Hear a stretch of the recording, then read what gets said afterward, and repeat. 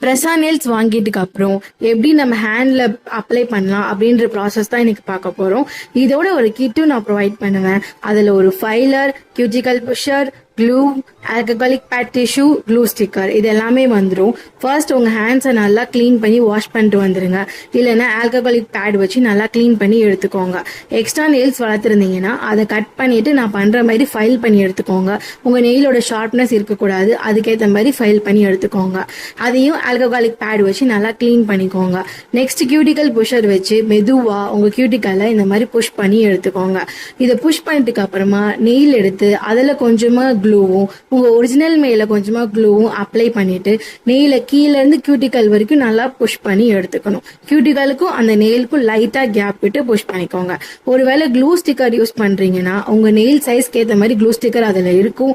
அதை சூஸ் பண்ணிட்டு அதை அப்படியே டைரக்டா ஒட்டி அது மேல இருக்க ஸ்டிக்கர் எடுத்துக்கிட்டீங்கன்னா அது ரெடி ஆயிடும். அதை அப்படியே நீங்க நெயில வச்சு ஸ்டிக் பண்ணிக்கலாம். ஸோ இதே மாதிரி எல்லா நெயில்ஸ்க்கும் நீங்க ட்ரை பண்ணிக்கலாம். க்ளூ யூஸ் பண்ணீங்கன்னா ரொம்ப நாளைக்கு ஸ்டேவும் நல்லா ஸ்டிக்கியும் நமக்கு கிடைக்கும்.